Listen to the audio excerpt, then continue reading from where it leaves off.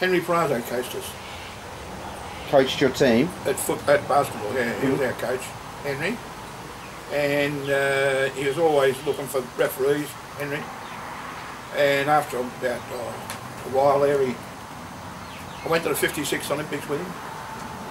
That was the biggest thing in my life, I think. I won't talk about that afterwards. But he was always at us, and I just said, yeah, I don't mind refereeing. So I took up refereeing and playing at the same time for 5 shillings. If we got paid, some of the players didn't have any money, so you just took it as it come. And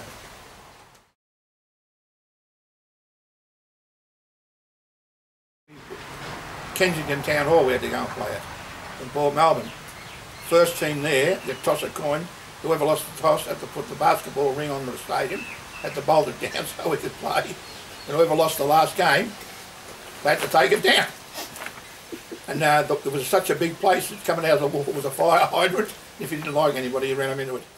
When I was playing, we used to play at the showgrounds. Jack Smith coached Carlton. Ken Watson coached Church. Henry Prazo coached us, Port Melbourne, YTO. Now the game would be going, all of a sudden one of them would run out in the court, stop the game. And there's the 3 of them come out because they were the rules men then in Victorian basketball. They stopped the game and discussed. The caller was dismayed. They was right or wrong and they discussed it. And we'd always stand around, you know. Then when they said, oh, just go back and sit down, and away we go again onto the game. But that was them days, and that to me was what it was all about. It might seem funny, but it was all about that. And they were 3 great men in my book, especially Ken Watson. Ken Watson, even though he's my very, but he done a hell of a lot for us.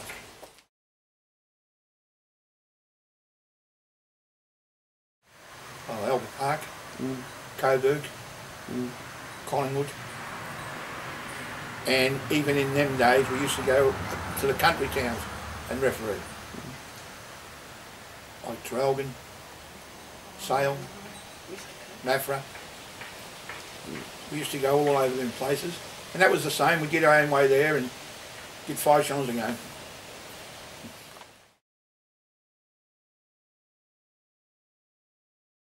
No, I never had aspirations of being on the top echelon because I was just a local Port Melbourne boy that was just out to do what he could do the best of, and I did that to my ability. I got to an Australian, and that's what we call state badges and Australian badges, but I didn't want to go any further. They had tryouts, I didn't want to do them. I was more interested in staying with the boys, being one of the boys, and just enjoying domestic basketball. Oh, I refereed Victorian championships and things like that. But I mean, yeah, university. Oh, Richard Mason, Les Dick, Gordon McGough, Ronnie Burgess, John Holden, Ray Hunt, Billy Mildenhall, Eddie Crouch. I was Mel Cooper's mentor.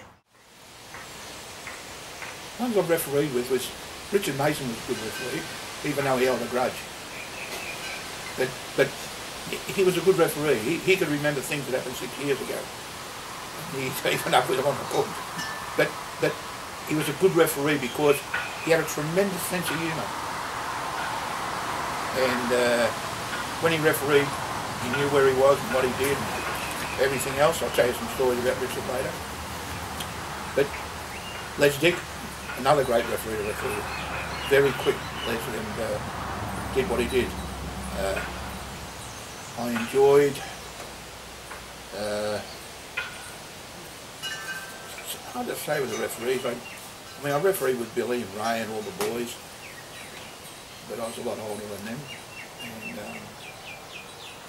they were coming through and going to be good referees, you could tell that. But the older ones, they would have been, oh, and Johnny Holden, special mention to John. John wasn't a drinker or anything else and never got mixed up in politics.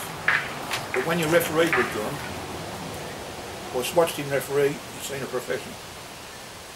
He was all referee, John Holden. He told you about Les, please. If Les, you can tell when Les had Lance Ryan bacon, because you'd be reffing with Les and he'd be under the basket, he'd just blow a foul or anything, switch, he'd switch, oh, what did you walk into? It was just unbelievable. And everybody'd be looking at you and a referee too, Ken Clifford, from New South Wales. He was a character. We used to call him Snowflakes, because after every game he'd have a shower and put 4-pounder talcum powder on each other.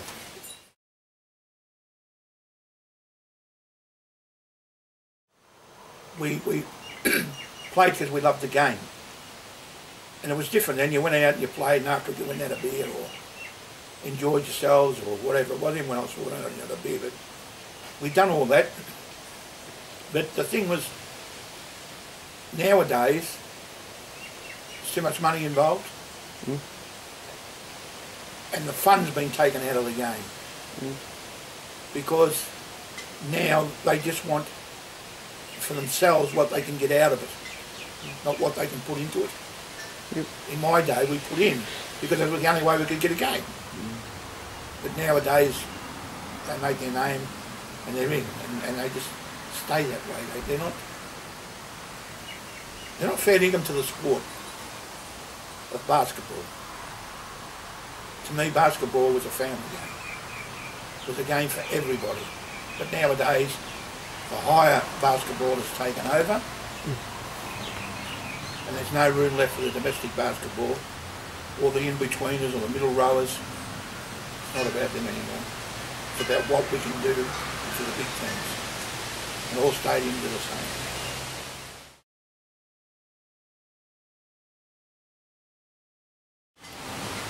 Rules are very important. The one I hate, I think the centreline one at the present moment is stupid. But that's the way they want it. I don't like 3 seconds. Because some referees apply it, some don't. And I don't, pardon me, I don't believe that a lot of referees know how to apply the 3 seconds. They don't know what it was really put in there for. You can have a 2-foot bloke in the ring, in the basket, in the keyway, and you've got 3 6-foot blokes around from the other side. And somebody will say 3 seconds. This poor little bugger, he can't go anywhere. He's not going to get the ball. Why not tell him to get out? In our day, would we have to read the rule book, which we had to do, and we had the rules, but we all didn't agree on them. So we referee on the night. We didn't have, Henry Prazo used to be the mentor then. He was the referee's coach, and he'd sit there and do it all. And when Henry went, we'd all go outside in the car park, go at the back, sit around with a beer, discussing the rules. And we had some heated debates on rules. And we learnt more there than what we did refereeing the games. Dick Mason in Adelaide. Dick Mason there. And he's refereeing the game. And Lynn was South Australian mayor. He was the man. And Mason's fouled him twice. Next minute they're booing him and throwing coins at him. I thought, what's he going to do? I'm sitting in the stand, like, just walk up. Stopped the game. 3 little kids in the front said, pick all them coins up. They picked them up and were about to go. He said, hey. Put them in his pocket.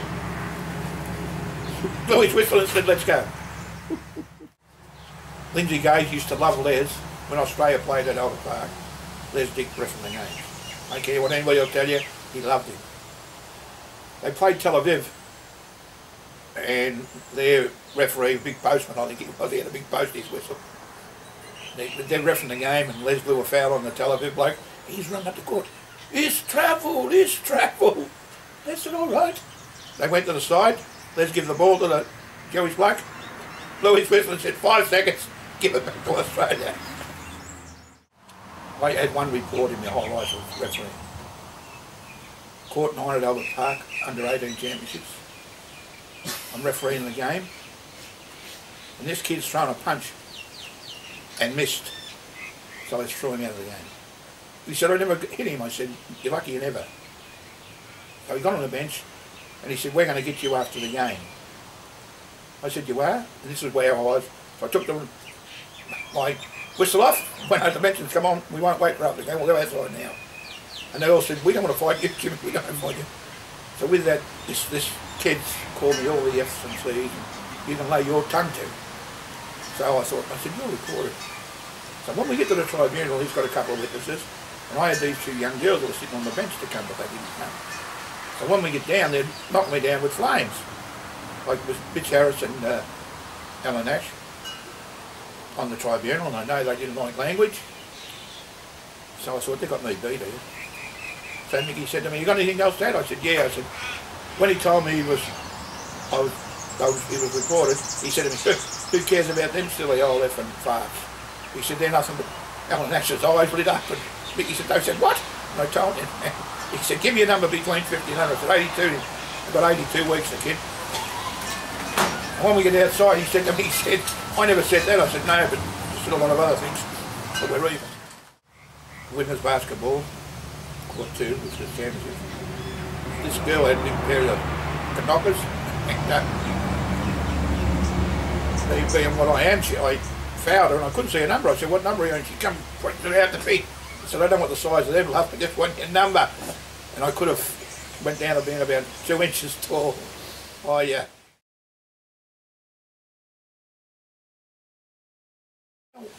Having Henry Fraser in my life was pretty lucky for me, because he was good friends with my family. But I went to the 56 Olympics with Henry, watched the basketball get Henry refereed them, and he took me with him, and that to me was the greatest thing that happened to me in basketball, was going along to see the Olympic Games for nothing, especially with Henry. Their own way. Billy Milgrom had a hand in, Ray Hunt had a hand in, Robbie Barnett I had a bit of a hand in. Not so much the coaching part of it, but talking to them and encouraging them not to give it away. Ian Watts was going to give it away, and I spoke to Ian about it all. And he stayed on. Robbie was getting a bit down, and I spoke to him and told him the truth. And I think that's half the battle, which I don't know, it's always been a thing of mine, tell the truth.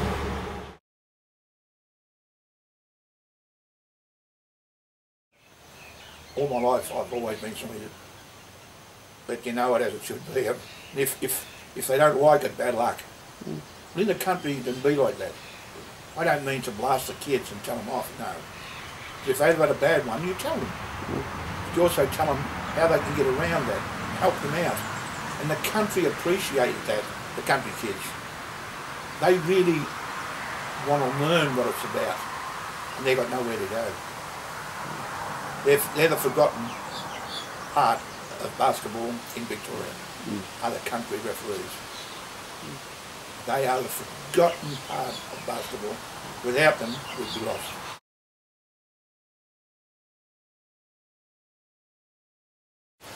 Well, the first thing they've got to be is themselves. Second thing, they've got to read the rule book. They've got to read the rule book and then throw it in the drawer and forget it. But go out on the court and know the rules, but referee the game how they see it, not how people want you to see it.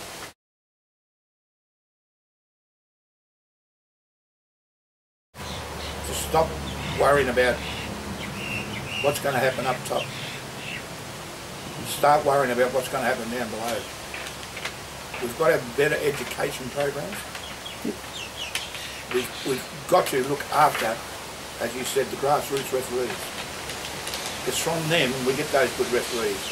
But at the present moment, and this is what they're doing, and I don't care, evaluators, we have not got enough good ones, because they give these fellas the rule book that hardly played basketball, read the rule book, then put them through a school, and that makes them good evaluators.